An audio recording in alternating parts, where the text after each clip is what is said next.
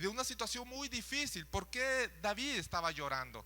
Fíjense que cuando sucedió esto, David tenía alrededor de 60 años, ya estaba bastante mayor, ya en sus últimos años de vida. David creo que vivió a lo más 70 años, pero cuando le aconteció esta situación tenía 60 años. ¿Por qué estaba llorando David? Esa es la pregunta. Estaba llorando porque en esos momentos Absalón, su hijo, había tomado a Jerusalén por la fuerza. En otras palabras, estaba dándole golpe de estado su propio hijo a su papá, a David. Y por esa razón David estaba llorando, porque se encontraba en ese momento sin trono y sin hogar.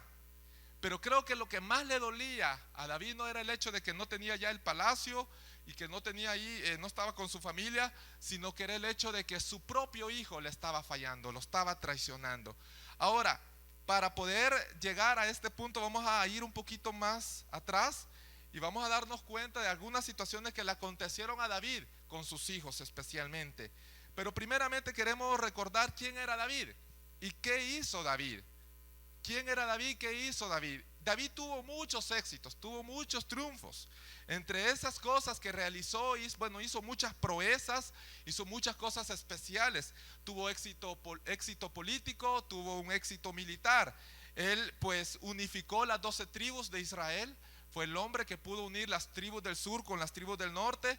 Fundó a Jerusalén como la ciudad capital de su reino. Conquistó Jerusalén, que estaba siendo dominada por los jebuseos, y la conquistó. Llevó el arca a Jerusalén, que después que había pasado mucho tiempo allá con los filisteos, David llevó el arca. Y ese fue uno de los éxitos, de las proezas que hizo David. Derrotó al gigante Goliat. Y no solamente el gigante Goliat, sino que tuvo muchas conquistas militares. Expandió el territorio de Israel. En el reino de David fue cuando Israel llegó a ser llegó a ser con más extensión, tuvo más extensión territorial. No mató al rey Saúl. Eso fue también una proeza, porque David sabía de que él era el ungido de Dios y por lo tanto reconocía la autoridad que había en el rey Saúl y no lo mató, a pesar de que él pudo haberlo hecho. No tomó venganza en sus propias manos. ¿Y qué más hizo David? Lo recordamos mucho por los salmos que él escribió. Y hemos estado cantando precisamente en esta noche algunos de esos salmos que David escribió. Y hemos sido bendecidos por todos esos salmos que en un momento David fue inspirado para escribirlos. Ahora, David tuvo muchos triunfos. Esos son algunas de las cosas que David realizó. Pero no tuvo éxito en su familia. Él fue un hombre con un corazón conforme al corazón de Dios, un corazón adorador, un compositor para el Señor, pero no triunfó en su hogar. Y algunos dicen que si no triunfamos en nuestro hogar, si no tenemos éxito en nuestro hogar, entonces no somos exitosos. Yo creo que debería ser la alta prioridad nuestra familia después de Dios. Primero es Dios y en segundo punto están nuestras familias, porque Dios nos va a pedir cuentas de qué hicimos con nuestras familias. Ahora, ¿por qué razón? ¿Por qué razón decimos que David no tuvo éxito al dirigir a su familia? Vamos a ver cómo le fue con sus hijos. Leamos 2 Samuel capítulo 13, versículo 14 al 21. Y vamos a ver la primera situación que pasó David con uno de sus hijos. Ustedes recuerdan cómo Amnón fue el primer hijo, el primogénito de David. Fue el hijo mayor de David. Y Amnón, en un momento dado de su juventud, se sintió atraída por su media hermana llamada Tamar. Tamar era hija de otro matrimonio de David. Y Amnón se enamoró perdidamente de Tamar, que era su media hermana. Ahora, el hecho no solamente es que se enamoró de su media hermana, sino que tramó cómo poder llegar a ella, cómo poder acostarse con ella, cómo dormir con ella. Y cuando ya la había engañado, la violó. 14:21 de capítulo 13 dice, del versículo 14 al 21 dice, porque ¿a dónde yo, después que sucedió eso, que la violó, dice el versículo 13, porque ¿a dónde iría yo con mi deshonra? Dijo Tamar, y aún tú serías estimado como uno de los perversos en Israel. Te ruego pues ahora que hables al rey, que él no me negará a ti. Mas él no la quiso oír, sino que pudiendo más que ella, la forzó y se acostó con ella. Luego la aborreció Amnón con un tan gran aborrecimiento que el odio con que la aborreció fue mayor que el amor con que la había amado. Y le dijo a Amnón, levántate y vete. Y ella le respondió: no hay razón mayor mal que es este de arrojarme que el que me has hecho. Mas él no la quiso oír, sino que llamando a su criado que le servía, le dijo: échame a esta fuera de aquí. Y cierra tras ella la puerta. Y llevaba un vestido de diversos colores, traje que vestían las hijas vírgenes de los reyes. Su criado pues la echó fuera y cerró la puerta tras ella. Entonces Tamar tomó ceniza y la esparció sobre su cabeza, y rasgó la ropa de colores de que estaba vestida, y puesta su mano sobre su cabeza se fue gritando. Y le dijo su hermano Absalón: ¿ha estado contigo tu hermano Amnón? Pues calla ahora, hermana mía, tu hermano es, no se angustie tu corazón por esto. Y se quedó Tamar desconsolada en casa de Absalón su hermano. Terrible el acontecimiento que está aquí sucedió, pues Amnón violó a su media hermana. Y vemos que después de que el amor tan grande que tenía, que él decía tener hacia su hermana, después se convirtió en un odio. Después que tuvo relaciones con su hermana, después que la violó, tuvo un gran odio que la echó. Y Tamar estaba ahí, dice la Biblia, desconsolada, estaba totalmente dolida por la situación que estaba pasando. Pero lo que llama la atención es el versículo 21. Porque cualquier padre, al ver esta situación, ¿qué hubieran hecho ustedes, hermanos? ¿Qué hubiera hecho usted como padre al ver que un hijo hiciera algo así? Yo creo que en ese momento pudiéramos nosotros quizás querer ver un castigo, una disciplina, una corrección. Pero veamos lo que pasó con David. Versículo 21. Y luego que el rey David oyó todo esto, se enojó mucho. Se enojó mucho. Otra versión de la Biblia dice que se enfureció. Y la versión Dios habla hoy me llama la atención lo que dice: cuando el rey David se enteró de todo lo sucedido, se puso muy furioso, pero no reprendió a su hijo Amnón, porque como era su hijo mayor, lo quería mucho. Tremendo. Hubiéramos querido que dijera: y David lo confrontó, y David lo corrigió, y David lo regañó severamente, y David lo reprendió, y David lo disciplinó. Pero en ningún momento vemos a David haciendo eso. Si solamente se enfureció. Y allá en la versión de Dios habla hoy nos da algo, una cosa más ahí, nos extiende un poco más y dice que no lo hizo porque era su hijo mayor y porque lo quería mucho. Primer error que cometió David, porque esto le llevó a unas situaciones muy terribles después con otros hijos. Y la Biblia dice en Proverbios 3:12, dice: porque Jehová al que ama castiga, como el padre al hijo a quien quiere. Y eso es algo que tiene que suceder siempre. Tiene que haber la corrección, la disciplina. Porque así como el Señor nos castiga, así como el Señor puede también disciplinarnos, como el Señor en un momento dado nos puede apretar por nuestras desobediencias, por nuestras rebeliones, así también el Señor quiere que también los padres puedan hacer de esa misma manera. ¿Por qué? Porque al final va a traer un provecho, va a traer una bendición. Al principio va a parecer que eso no es agradable, como dice allá Hebreos, que va a ser algo así doloroso, pero al final va a traer frutos abundantes. Proverbios 13:24 dice: el que detiene el castigo a su hijo aborrece, mas el que lo ama desde temprano lo corrige. ¿A cuántos en algún momento nos han castigado? Nos castigaron nuestros padres. Levanten la mano. A todos, ¿verdad? Algunos ni quieren recordar esos castigos.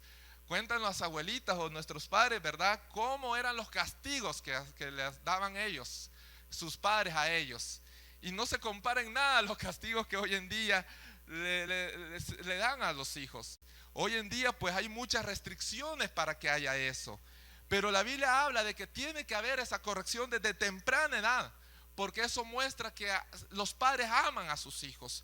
Si no lo castiga es porque lo está odiando, y al final el mal va a ser para el hijo, va a ser para la hija, si no recibe la corrección a temprana edad, porque después se van a convertir en rebeldes, después se van a convertir en gente que no va a ser de buen testimonio, de buen ejemplo para la sociedad. Hebreos 12:15 dice de la siguiente manera: y habéis ya olvidado la exhortación que como a hijos se os dirige, diciendo: hijo mío, no menosprecies la disciplina del Señor, ni desmayes cuando eres reprendido por Él, porque el Señor al que ama disciplina y azota a todo el que recibe por hijo.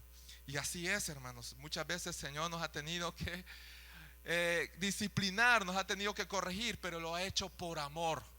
Por amor, porque Él prefiere que pasemos un momento duro, un momento difícil, para que podamos nosotros reflexionar, reconocer, enderezar nuestros malos pasos, a que nos vayamos a perder totalmente y que nos vayamos a alejar y nos vayamos aún hasta morir sin Cristo y nos vayamos a perder en el infierno. Por eso Él prefiere muchas veces que pasemos por esos momentos de prueba. Pero David no quería castigar a sus hijos, porque él no lo quería dañar, no los quería ofender. Pero veamos qué sucedió más adelante. Veamos qué sucedió. Segunda de Samuel 13, 22. Sigue hablando ahí la Biblia. Mas Absalón no habló con Amnón ni malo ni bueno, aunque Absalón aborrecía a Amnón porque había forzado a Tamar, su hermana. Aconteció pasados 2 años que Absalón tenía esquiladores en Baal Hazor, que está junto a Efraín, y convidó a Absalón a todos los hijos del rey. Y vino Absalón al rey y dijo: he aquí tu siervo tiene ahora esquiladores, yo ruego que venga el rey y sus siervos con tu siervo. Y respondió el rey a Absalón: no, hijo mío, no vamos todos, para que no te seamos gravosos. Y aunque porfió con él, no quiso ir, mas le bendijo. Entonces dijo Absalón: pues si no, te ruego que venga con nosotros Amnón, mi hermano. Y el rey le respondió: ¿para qué ha de ir contigo? Pero como Absalón le importunaba, dejó ir con él a Amnón y a todos los hijos del rey. Y Absalón había dado orden a sus criados diciendo: os ruego que miréis cuando el corazón de Amnón esté alegre por el vino. Y al decir yo: herid a Amnón, entonces matadle y no temáis, pues yo los he mandado. Esforzaos pues y sed valientes. Y los criados de Absalón hicieron con Amnón como Absalón les había mandado. Entonces se levantaron todos los hijos del rey y montaron cada uno en su mula y huyeron. Dice la Biblia que pasaron algunos años, pasaron 2 años, y dice la Biblia que desde el momento en que Amnón había violado a su hermana Tamar, Absalón había planeado vengarse. Y pasaron 2 años en los cuales estuvo pensando cómo hacer para vengarse de Amnón.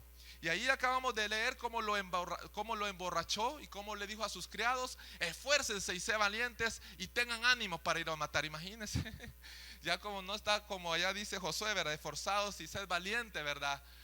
Aquí está hablando, esfuércense y sean valientes para matar. Imagínense lo que estaba ocupando ahí la Biblia, la palabra de Dios ahí Absalón, para hacer algo, para dar una orden negativa. Y entonces vienen ellos y matan a su hermano Amnón. Y comienza ahí otro dolor para David. Ya no solamente Tamar había sido violada, una de sus hijas, sino que ahora Amnón, su hijo mayor, había muerto a manos de su otro hijo. ¿Qué hizo David en esta ocasión? ¿Qué se hubiera hecho? Yo creo que se hubiera metido a Absalón a la cárcel. ¿Qué se hubiera hecho? A pesar de que era el príncipe, se tenía que haber hecho algo. Pero dice la Biblia en 2 Samuel 13:37, leamos: mas Absalón huyó y se fue a Talmai, hijo de Amiud, rey de Gesur, y David lloraba por su hijo todos los días. Y así huyó Absalón y se fue a Gesur y estuvo allá 3 años. Durante todo ese tiempo, lo único que hizo David, hermanos, fue llorar. Lloró en soledad, no intervino, no respondió. No, ahí le dio un escarmiento a Absalón, no habló con él, no habló con ellos, no les preguntó por qué razón estaban pasando esas cosas. En ningún momento se ve que David hizo esto, sino que solamente lloró, se aisló, se apartó, no quiso enfrentar los problemas que estaban sucediendo en su familia, sino que huyó. Me imagino que David quizás se fue a ver a planear guerras, fue a ver situaciones de su gobierno para poder aislarse de lo que estaba sucediendo con su familia. Y veamos lo que dice Proverbios 29:15: la vara y la corrección dan sabiduría, mas el muchacho consentido avergonzará a su madre. ¿Y no han visto ustedes eso? Que muchas veces el hecho de que hay niños muy consentidos, hay niños muy que hacen berrinches y rabietas cuando no se les concede algo. ¿Han visto ustedes eso? Pero lo triste es que esos niños después llegan a grandes y siguen con la misma actitud y siguen con la misma ejemplo, siguen con el mismo proceder, que así como niños tenían que hacer ellos rabietas y tenían que tirarse al suelo para que los padres les pudieran dar, cuando llegan a grandes siguen en la misma condición. Y eso es lo tremendo. Y a veces eso trae vergüenza a los padres por ver a sus hijos actuando de esa manera. Dice la Biblia que Absalón estuvo 3 años en Jesús. Y en 2 Samuel 14:28, sigamos leyendo, y estuvo Absalón por espacio de 2 años en Jerusalén y no vio el rostro del rey. Dice que David llamó a sus criados y le dijo: tráigame a Absalón. Después de 3 años que había estado fuera de Jerusalén, le dijo: tráigame a Absalón. Pero pasó 2 años en Jerusalén y David no había visto a su hijo. O sea, quiere decir que estuvo 5 años donde David no vio a su hijo cara a cara, donde David no había hablado con su hijo Absalón después de lo que él había hecho. 5 años, 5 años. Y en ese tiempo Absalón, podemos nosotros recordar lo que pasó. Absalón se empieza a sublevar contra su padre. Ese muchacho consentido empieza a sublevarse contra su padre y toma Jerusalén por la fuerza, e inmediatamente David con sus hombres fieles tienen que salir huyendo. Y por eso es que ahí leímos en 2 Samuel 15:30 que David iba llorando por esa situación, cuando Absalón tomó a la fuerza, le estaba dando golpe de estado a su padre. Ahora después vemos que Absalón, cuando está ya en Jerusalén, vienen los hombres, el ejército de David, se levantan y entonces viene Absalón y tiene que salir huyendo. Y en esa huida, como dice la Biblia, que él tenía un pelo muy largo, era un pelo muy hermoso. Aún dice la Biblia que Absalón era un hombre muy hermoso, muy bien parecido, pero él con su cabello largo queda trabado en un árbol y ahí lo matan. ¿Qué sucedió después? Según Samuel 18:33, cuando le dan la noticia a David, David nuevamente llora. Entonces el rey se turbó, según Samuel 18:33. Entonces el rey se turbó y subió a la sala de la puerta y lloró. Y yendo decía así: hijo mío Absalón, hijo mío Absalón, ¿quién me diera que muriera yo en lugar de ti, Absalón, hijo mío, hijo mío? Definitivamente que David estaba teniendo un dolor tras otro dolor. Y dicen los que han pasado por esa situación que no hay mayor dolor que perder un hijo. Y es terrible lo que David estaba pasando, pero por causa de que él no había tomado acciones a tiempo, no había tomado acciones que le iba a evitar que todo esto pasara. Ya habían muerto 2 de sus hijos y una de sus hijas había sido violada. ¿Qué pasó con otro de sus hijos? Adonías, Primera de Reyes, vámonos a Primera de Reyes 1, 5, 6. Tremendo es porque muchas veces oímos en la familia y dice que siempre hay una oveja negra en las familias. Y siempre hay un hijo o siempre hay un miembro de la familia que es un poquito más mal portado. ¿Sí? Siempre hay uno. Hay un hijo más desobediente, un hijo que se le cuesta someterse. Pero en el caso de David no solamente era uno, eran varios los que le estaban dando muchos dolores de cabeza. Y terrible como el precio que estaba pagando David por causa de no corregir a sus hijos a tiempo. Primero de Reyes 1, 5, 6 dice: entonces Adonías, hijo de Haggit, se rebeló diciendo: yo reinaré. Y se hizo de carros y de gente a caballo y de 50 hombres que corriesen delante de él. Y su padre nunca le había entristecido en todos sus días con decirle: ¿por qué haces así? Además, este era de muy hermoso parecer y había nacido después de Absalón. Vemos acá que Adonías está queriendo usurpar el trono de David. Ya David estaba bien anciano y entonces estaba determinando quién era el que iba a suceder a David. Y Adonías era uno de los hijos mayores de David, y entonces él quiso tomar el lugar a la fuerza, el trono a la fuerza. Pero dice la Biblia que una de las razones por la cual este hijo actuó de esa manera, ¿por qué no esperó? ¿Por qué no fue a hablar con su padre? ¿Por qué no esperó la voluntad? ¿Por qué no esperó cuál era la decisión de su hijo? Sino que él quería hacer las cosas a la fuerza. Era por lo que dice el versículo 6, porque su padre nunca le había entristecido en todos sus días, con decirle: ¿por qué haces así? En otra traducción dice que nunca le había reprendido, nunca le había regañado, nunca le había dicho: ¿por qué actúas de esa manera? ¿Por qué estás haciendo esas cosas? ¿Por qué estás actuando así? Y David nunca, porque no lo había querido entristecer. Pero creo que es mejor entristecer ahorita a los hijos con una reprimenda que después va a traer fruto, después va a traer, con el tiempo lo vamos a entender, porque yo después con el tiempo pude entender todo lo que en un momento dado mis padres me regañaron y me castigaron. Y yo dije, valió la pena. De verdad que después uno entiende, pero en el momento que uno está joven, niño, adolescente, uno no entiende las cosas, pero después uno dice, sí, de veras, que valió la pena que me regañara así mi mamá, que me castigara así mi papá. Me dolió, pero valió la pena porque eso me hizo corregirme. Eso me hizo enderezarme, porque me estaba yendo por malos caminos, me estaba yendo con gente que no iba a ser de bendición para mi vida, pero llegó la corrección a un momento justo. Pero en ese caso es mejor entristecer a los hijos que después el dolor sea grande para los padres. Y eso es lo que pasó con David. No entristeció a su hijo por no dañarlo, por no ofenderlo, por no hacerlo sentir mal. Lo dejó que hiciera las cosas. Dejó pasar. Fue un padre muy pasivo, tomó una actitud muy pasiva. Fue un padre, como decimos, un padre alcahueto, porque estaba viendo que las cosas estaban sucediendo terriblemente y no dijo nada. Terrible, terrible. Entonces vemos acá lo que dice la Biblia. Hebreos 12:11, volvamos a Hebreos. Dice, ciertamente ningún castigo es agradable en el momento de recibirlo, sino que duele. Pero si uno aprende la lección, el resultado es una vida de paz y rectitud. Hebreos 12:11. Hasta aquí vemos a David teniendo situaciones muy difíciles con sus hijos. Ahora, hermanos, ¿cómo creen que era la situación con su matrimonio? ¿Cómo era la situación de David con sus matrimonios? Porque no solamente se puede decir con su matrimonio, sino con sus matrimonios. La relación que estaba teniendo David con sus hijos era el reflejo de cómo era la relación que él tenía con sus esposas. Y eso así es, la relación que se puede tener en el matrimonio se refleja, se reproduce en los hijos. Si hay pleito en el matrimonio, si hay ahí enojos en el matrimonio, pues eso es afectado, eso afecta terriblemente a los hijos. Y vemos que David no era un muchacho pues tan tranquilo, a la verdad. Según de Samuel 3, no era tan así, tan fiel a la verdad.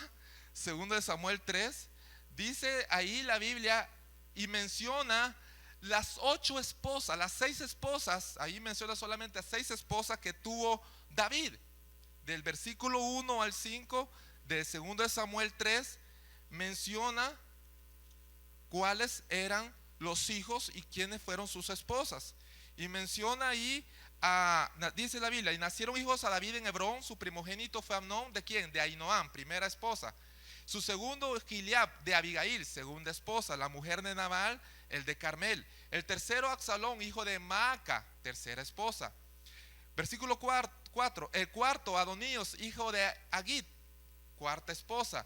El quinto, Cefatías, hijo de Abital, quinta esposa. El sexto, Intreán, de Egla, mujer de David. 6 esposas tuvo David en la ciudad, dice, y estos le nacieron a David en Hebrón. En Hebrón, antes de llegar a Jerusalén, tuvo 6 esposas, sin contar a Mical, que era la hija de Saúl, y posteriormente a Betsabé. En total eran 8 esposas. Imagínense cómo hacía David para atender a cada una.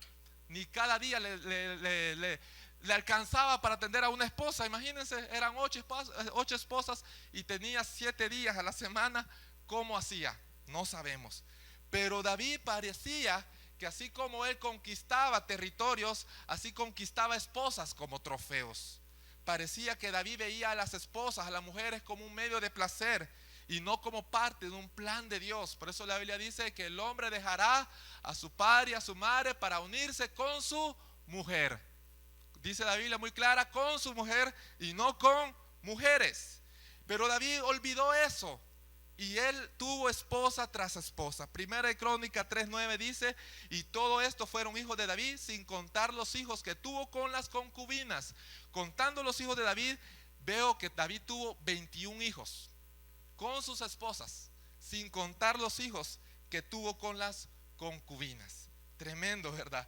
David sí estaba cumpliendo lo que decía de reproducirse, de multiplicarse. David sí cumplía, ahí sí era muy obediente. Ahora, imagínense David siendo un hombre muy entregado a Dios, imagínense cómo le fue con su familia. no nos creeríamos que David tuvo una situación tan difícil con su familia. Por eso vemos que muchas veces no todo no todo es color de rosa, no todo un hombre exitoso, todo le sale bien. ¿Cómo nos explicamos el desastroso hogar de David? ¿Cómo nos explicamos el silencio de David respecto a su familia? Y me llama la atención porque David escribió muchos salmos sobre sus guerreros. En algún momento él escribió una canción, escribió ahí una endecha de dolor sobre el rey Saúl, sobre su amigo Jonatán. Pero en ningún momento vemos a David escribiendo algo sobre sus hijos. Escribió muchos salmos, escribió muchas cosas, pero David en ningún momento habla sobre sus hijos y ni mucho menos habla de alguna de sus esposas. Y alguien pudo decir, bueno, no lo hizo porque si lo hacía con una se iban a enojar las otras. Entonces, pero no vemos a David hablando de ninguna. No vemos hablando a David de ninguno de sus hijos. ¿Qué será? ¿Será porque David estaba muy ocupado? ¿Será que es tanto la ocupación que puede generar nuestro trabajo como para descuidar nuestras familias? ¿Será que David era muy importante, era un hombre muy famoso y tenía que muchas reuniones que atender, muchos asuntos que arreglar de su gobierno? Pero era tan importante, era más importante su gobierno, era más importante su reino que su familia. ¿O será que David se sentía demasiado culpable como para poder corregirlos? No sentía quizás la autoridad, quizás no sentía la que tenía la moral suficiente después de lo que había hecho, después de lo que había sucedido con Betsabé, como él había caído en adulterio. Quizás él se sentía que no tenía la moral ni la autoridad para corregir a sus hijos. Pero prácticamente vemos que todo esto era consecuencias, hermanos, de que David estuvo ausente de su familia. David estuvo ahí, abandonó prácticamente a sus hijos. Y esas fueron las consecuencias que se pueden ver en la familia de David. Y ese le costó un alto precio. Le costó algo tremendo a David. Y por eso vemos a David, 1 Reyes 1:3. Vámonos a 1 Reyes 1:3. Vemos a David ya en sus últimos momentos de vida, sus últimas horas. 1 Reyes 1, versículo 3 al 4. Imagínense lo que dice. Y buscaron una joven hermosa por toda la tierra de Israel y hallaron a Abisag sunamita y la trajeron al rey. Y la joven era hermosa y ella abrigaba al rey y le servía, pero el rey nunca la conoció. En sus últimos momentos tuvieron que llamar a alguien para que le viniera a dar calor a David, porque él estaba ya muy viejito, muy anciano, estaba ya en sus últimos momentos y él tenía un gran frío y necesitaba a alguien que le llegara a dar calor. Pero imagínense, yo creo que David hubiera esperado que una de sus esposas estuviera ahí para abrazarlo y darle calor, o por lo menos uno de sus 21 hijos que se menciona ahí en la Biblia hubiera estado ahí en sus últimos momentos. Pero no, sino que se menciona que tenían que ir a buscar a una muchachita para que le fuera a dar calor en sus últimos días a David. Y todo eso fue producto de su mal proceder en cuanto a su familia. David no los corrigió, no los atendió, no les dio tiempo. Para David quizás fue ya demasiado tarde. Yo creo que David hubiera dicho, yo prefiero canjear todas estas conquistas militares por un abrazo de una esposa mía o de un hijo que estuviera aquí en mis últimos momentos. Pero para David fue demasiado tarde. Pero para cada uno de nosotros no es demasiado tarde todavía, hermanos. Todavía hay tiempo para recuperar a nuestras familias si las hemos descuidado. Si todavía vemos que nuestras familias están desviando, se están descarriando, todavía hay tiempo para restaurar a nuestra familia, para recuperarlas. Y la pregunta sería hoy en día para cada uno, sería ¿cómo están sus hijos? Para cada padre de familia, ¿cómo están sus hijos? ¿Serán que sus hijos son solamente un hobby o serán que son su herencia? No solamente cuando tengo tiempo voy a atenderlos, sino que siempre voy a estar pendiente de ellos. ¿Será que ellos están verdaderamente teniendo confianza? ¿Verdaderamente se pueden acercar a ustedes como padres antes que a sus amigos? Antes que a otras personas. El primer consejo, la primera guianza que van a esperar recibir va a ser de sus padres. ¿Será que ellos pueden deletrear amor con estas 6 letras que son TIEMPO? ¿Será que ellos pueden entender que amor es tiempo que usted le está dando? Ahora, ¿cómo está su matrimonio? ¿Cómo está nuestro matrimonio? ¿Será que nuestra esposa solamente es un trofeo o es un objeto? No, debería ser un tesoro. Debería ser una persona a la cual nosotros valoremos y honremos. La estamos honrando a nuestra esposa, la estamos valorando, la estamos tratando como a vaso más frágil. Y me llama la atención lo que alguien escribió y dice así, y esto es para los esposos: el día de su boda, Dios le prestó su trabajo artístico, complicadamente manufacturado, una obra maestra formada con precisión, y se la encargó a usted como una creación única para que la valore, la honre y la trate como a vaso más frágil. ¿Estaremos nosotros haciendo eso? ¿Estaremos nosotros amando a nuestras esposas de tal manera que no estamos queriendo perder el tiempo con otra persona más? Proverbios 5:18 dice: sea bendito tu manantial y alégrate con la mujer de tu juventud. Y el 19 dice: como sierva amada y graciosa gacela, sus caricias te satisfagan en todo tiempo, y en su amor recréate siempre. Y el 20 dice: ¿y por qué, hijo mío, andarás ciego con la mujer ajena y abrazarás el seno de la extraña? ¿Cómo están nuestras familias? ¿Cómo están nuestros hijos? ¿Cómo está nuestro matrimonio? ¿Cómo están? Por eso es que hoy se está orando porque tengamos familias consagradas, familias unidas, familias fuertes, familias llenas de la presencia del Señor, familias donde juntos podamos buscar a Dios y juntos le podamos servir y podamos vivir una vida agradable delante del Señor. David cometió muchos errores. David se ausentó de su familia. David pensó que solamente con darles todo, con darle una buena economía, darle los mejores ahí caballos, darle lo mejor, el mejor palacio, los mejores estudios, iba a ser suficiente. Pero sus hijos necesitaron que, así como él instruyó a muchos a buscar de Dios, ellos necesitaban a un padre que los guiara hacia el Señor. Lastimosamente sus hijos tomaron malas decisiones. Posiblemente David los pudo haber instruido, posiblemente, yo creo que así pudo haber sido. David pudo haberlos instruido, pudo haberlos guiado, pero sus hijos tomaron malas decisiones. ¿Vamos a nosotros a cometer los mismos errores que David? Creo que no. Por eso que Dios es tan hermoso y tan especial, que Él no esconde los errores, no esconde los fracasos de sus hijos, de aquí mencionados en la palabra de Dios, para que nosotros podamos aprender de ellos y podamos decir: bueno, yo voy a imitar el ejemplo bueno de estos hombres, pero también voy a aprender de los fracasos y de los errores. Oremos por nuestras familias. A la verdad que nadie está exento de cometer estos errores, pero si estamos fundamentando nuestras familias en la roca que es Cristo, aunque venga viento, aunque vengan lo que venga, no lo va a poder botar. Amén. Vamos a orar. Señor, te damos gracias, te bendecimos, oh Dios. Definitivamente que al ver, Señor, estos pasajes bíblicos, podemos, Señor, nosotros quedarnos asombrados de cómo las situaciones que pasó tu hijo David.